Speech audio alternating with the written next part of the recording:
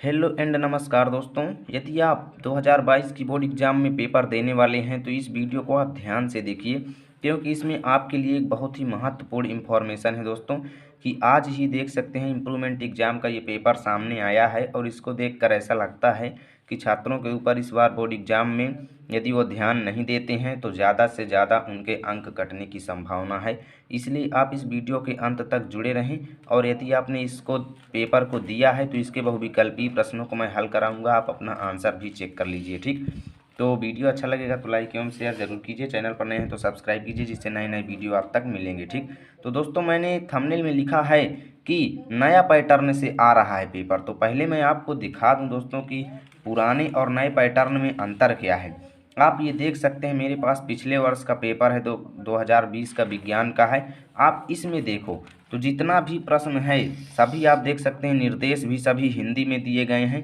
और देखिए सभी प्रश्न जो हैं वो सभी किस में हैं, किस भाषा में हैं, हिंदी में। आप देख सकते हैं ऑल टोटल प्रश्न इसके सभी हिंदी भाषा में हैं। लेकिन अब के पेपर में मैं आपको दिखा दूं दोस्तों, बिल्कुल इसका पैटर्न बदल गया है। आप यहाँ पर देख सकते हैं लिखा हुआ है हिंदी एंड इंग्लिश वर्जन्स।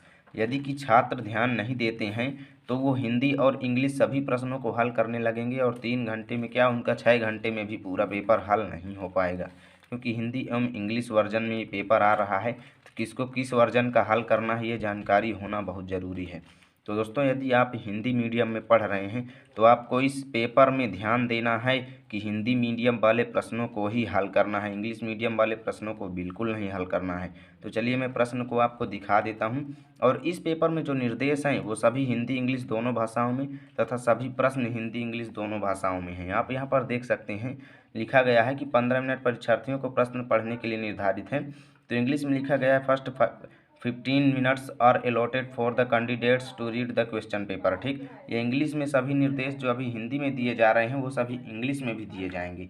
दिया गया है कि यह प्रश्न पत्र 3 खंडों का खा गा में विभाजित है। प्रश्न संख्या 1 के का खा गा घा बहुविकल्पीय प्रश्नों में से किन्हीं 2 प्रश्नों के उत्तर लिखना है और दोनों प्रश्न 2-2 अंक के हैं। ठीक, तो अभी यही निर्देशांक जो यहाँ पर हिंदी में दिए जा रहे हैं अगले पेज में ये आपको इंग्लिश में मिलेंगे। ठीक, यदि आप इस प्रश्न पत्र की पीडीएफ चाहते हैं तो आप हमें व्हाट्सएप में कमेंट करेंगे तो वहाँ पर हम आपको इसे पीडीएफ फाइल में दे देंगे। ठीक, हमारा व्हाट्सएप नंबर आप हमारे चैनल के डिस्क्रिप्शन से पा सकते हैं। ठीक, तो यहाँ पर देखिए कि प्रश्न संख्या 2 के का खा गा में से किन्हीं 2 प्रश्नों को हल करना है। प्रश्न संख्या 3 तथा 4 में से किसी एक प्रश्न का उत्तर लिखना है। और देखिए खंड खा हेतु निर्देशांक है कि 5 के का खा गा बहुविकल्पी में से किन्हीं 2 प्रश्नों का उत्तर देना है। प्रश्न संख्या 6 के का खा गा बहुविकल्पी प्रश्नों में से 2 प्रश्नों के उत्तर देना है।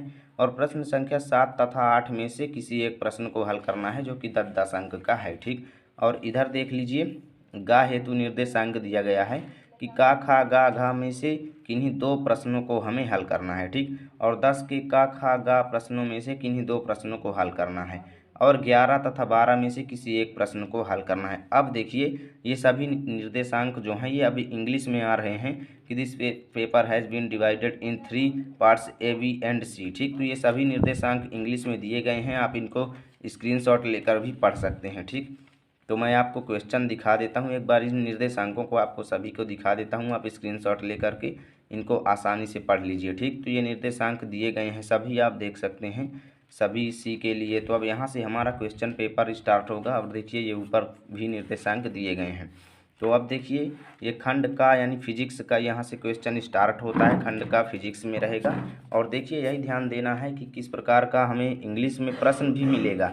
ये प्रश्न जो अभी यहाँ पर हिंदी में है ये हमें अगले पेज में इंग्लिश में भी मिलेगा। तो देखिए एक दर्पण के सामने रखी वस्तु का प्रतिबिंब आभासी सीधा व बड़ा बनता है, वह दर्पण कैसा है। तो जो वस्तु का प्रतिबिंब बन रहा है आभासी सीधा व बड़ा बनता है, तो इसका आंसर यही है कि वो जो दर्पण है वो अवतल है। क्योंकि देखिए उत्तल है, आभासी सीधा व बड़ा बनाता है लेकिन ये बड़ा प्रतिबिंब नहीं बनाता। ठीक, उत्तल जो है ये हमेशा छोटा प्रतिबिंब बनाता है, जबकि अवतल जो है ये आभासी सीधा व बड़ा प्रतिबिंब एक स्थिति में ओनली बनाता है, बाकी सभी स्थिति में वास्तविक एवं उल्टा बनाता है। ठीक, और यहाँ पर देखें कांच के प्रिज्म से जब सफ़ेद प्रकाश की किरण गुजरती है तो अपने अवावयवी रंगों में विभक्त होती है।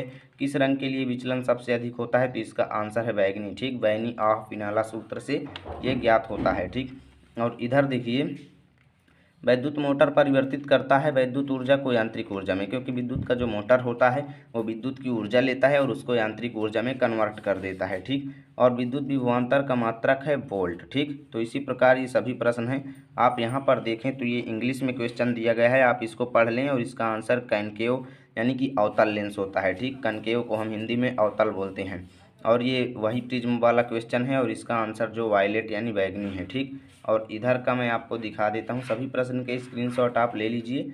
और इलेक्ट्रिक मोटर जो कन्वर्ट करती है electric energy into mechanical energy. ठीक, unit of electric potential difference is volt. ठीक, तो ये इसका हुआ। और ये सभी क्वेश्चन दिए गए हैं, आप पढ़ सकते हैं। निर्वात में प्रकाश का वेग 3 × 10⁸ मीटर प्रति सेकेंड है। एक पदार्थ जिसका अपवर्तनांक 1.5 है, प्रकाश के वेग की गणना कीजिए। ठीक, एक अवतल दर्पण जिसकी फोकस दूरी 20 सेंटीमीटर, इसके सामने एक वस्तु से 60 सेंटीमीटर की दूरी पर रखी गई है। वस्तु के प्रतिबिंब की स्थिति ज्ञात कीजिए। और यहाँ पर देखिए गणना करके बताइए कि 1 किलोवाट घंटा में ऊर्जा का मान जूल में क्या होगा। ठीक, और वही प्रश्न यहाँ पर इंग्लिश में दिए गए हैं, आप देख सकते हैं 3 × 10⁸ लिखा हुआ है। और इधर देखिए मैं ओनली हिंदी मीडियम वालों का पेपर प्रश्न पढ़ रहा हूँ, इंग्लिश मीडियम वाले स्क्रीनशॉट ले लीजिए और पढ़ लेना। ठीक, और देखिए तीसरे का जो है वो निकट दृष्टि दोष से पीड़ित एक व्यक्ति अधिक से अधिक 5 मीटर की दूरी तक देख सकता है। सही दृष्टि के लिए उसे किस फोकस दूरी के लेंस की आवश्यकता होगी। ठीक, और यहाँ पर देखिए अथवा में लिखा गया है दूरदृष्टि दोष से आप क्या समझते हैं, इस दोष का निवारण कैसे किया जाता है, यानी कि इन दोनों में से एक प्रश्न को आपको हल करना है। ठीक, और यहाँ पर देखो एक विद्युत हीटर पर 250 वोल्ट व 2 किलोवाट लिखा है। पूरी क्षमता से कार्य करने पर इससे कितनी विद्युत धारा प्रवाहित होगी। इससे प्रतिदिन 10 घंटे कार्य करते रहने पर 30 दिन में कितनी किलोवाट घंटा ऊर्जा व्यय होगी। ठीक, और यहाँ पर देखो अथवा में दिया गया है समरूप चुंबकीय क्षेत्र में किसी धारावाही चालक पर लगने वाले बल की व्याख्या कीजिए। और चालक पर लगने वाले बल की दिशा किस नियम से ज्ञात की जाती है, स्पष्ट एवं सचित्र उल्लेख कीजिए, यानी चित्र बना करके भी हमें इसका उल्लेख कीजिए। तो ये इंग्लिश CBSE मीडियम का आ रहा है, आप इसका स्क्रीनशॉट ले लीजिए सभी प्रश्नों को और अच्छी तरीके से इनको आप पढ़ लीजिए। ठीक, देखिए ये दूसरा है और अगले पेज में हमें टर्न ओवर करना है, तो आप CBSE वाले सभी प्रश्नों का स्क्रीनशॉट इंग्लिश वालों का लेते जाएं।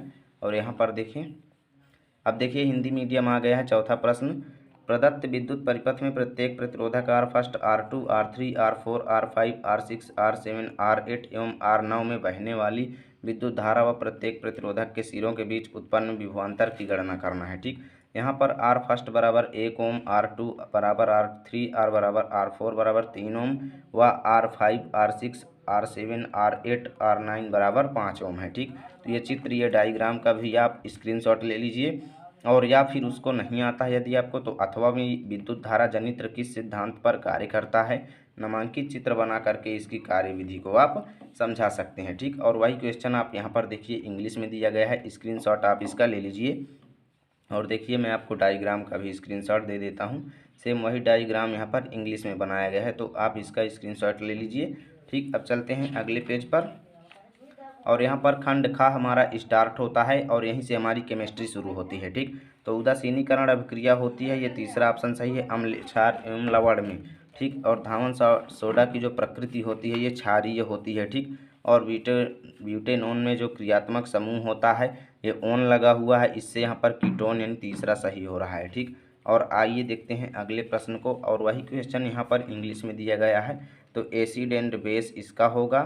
और देखिए इसका जो सही आंसर होगा वो बेसिक होगा यानी कि क्षार होता है, और इसका जो सही आंसर होगा वो कीटोनी समूह। ठीक, ये सही होगा। अब देखिए यहाँ पर निम्न में से अम्ल एवं क्षारक की पहचान करके आपका इनका कारण देना था, और विकर्ण संबंध को उदाहरण द्वारा समझाना था, और संक्षारण को उदाहरण द्वारा समझाना था। ठीक, तो स्क्रीनशॉट आप लेते जाइए। अब हम अगले पेज पर चलते हैं। पेपर बहुत बड़ा था दोस्तों, पर दिमाग लगाने की आवश्यकता थी, इसलिए मैं कह रहा हूं कि 2022 के स्टूडेंट सावधान हो जाएं और इस पैटर्न को ज़रूर देखें कि किस पैटर्न में पेपर आ रहा है। अब देखिए ये इंग्लिश में आ रहा है पेपर, स्क्रीनशॉट आप ले लीजिए। और देखिए 7वां प्रश्न, विद्युत रासायनिक श्रेणी किस आधार पर बनाई गई है, इस श्रेणी की किन्हीं दो उपयोगिताओं का उल्लेख करें। मिसेल क्या है, साबुन के स्वच्छीकारक क्रिया में इसकी क्या भूमिका होती है। ठीक, और वही क्वेश्चन यहाँ पर फिर इंग्लिश में दे दिए गए हैं। और यहाँ से 8वां प्रश्न है, एथिल अल्कोहल तथा एसिटिक अम्ल के दो दो गुणों का रासायनिक समीकरण लिखना है। और यहाँ पर देखिए समझाइए कि आवर्त सारणी के एक वर्ग एवं एक आवर्त में परमाणु आकार में परिवर्तन किस प्रकार होता है। ठीक, अथवा में आप इन पर टिप्पणी लिख सकते हैं। प्रतिस्थापन अभिक्रिया में हाइड्रोकार्बन का आईयूपीएसी नामकरण, या फिर कार्बनिक यौगिकों में योगात्मक अभिक्रिया। ठीक, और यहाँ पर देखें तो वही प्रश्न जो है वो इंग्लिश में दिया जा रहा है, आप स्क्रीनशॉट लेते जाएं।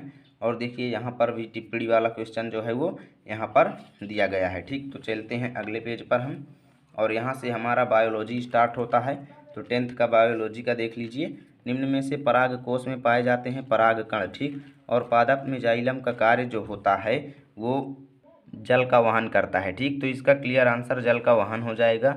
और मस्तिष्क उत्तरदायी है इन सभी चीज़ों के लिए, क्योंकि हृदय स्पंदन के लिए भी होता है और सोचने के लिए भी, और शरीर का संतुलन के लिए भी मस्तिष्क जो है वो उत्तरदायी है। ठीक, अब अगला प्रश्न है, उद्विकास की दृष्टि से हमारी किससे अधिक समानता है। तो जो हमारी अधिक समानता है वो चिंपैंजी से है। ठीक, तो इस प्रकार अब आइए इंग्लिश वाले क्वेश्चनों को देख लेते हैं। तो इसका जो सही आंसर होगा ये पोलन ग्रेन्स होगा, और in plants the function of xylem is, तो इसका जल का वहन कंडक्शन ऑफ वाटर। ठीक, और यहाँ पर जो है mind brain is responsible for, तो इसका जो सही है ऑल ऑफ दीज है। ठीक, और यहाँ पर जो इसका सही है चिंपैंजी से। ठीक, तो स्क्रीनशॉट आप ले लिए होंगे। अब आइए देखते हैं अगले प्रश्नों को।